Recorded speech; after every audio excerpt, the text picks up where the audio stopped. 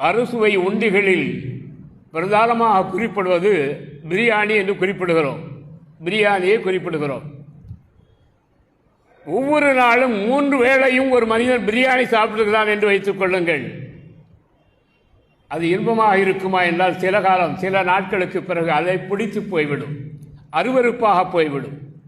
தினமும் 3 வேளை பிரியாணியே சாப்பிட்டு கொண்டிருந்தால் அது வெறுப்பு தட்டிவிடும், அது இன்பமாக தெரியாது.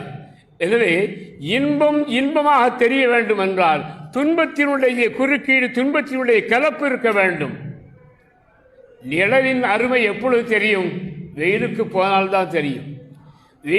வெயிலுடைய வெப்பத்தை ஒரு மனிதன் ருசிக்கவில்லை என்று சொன்னால் நிழலினுடைய அருமை அவனுக்கு தெரியாது.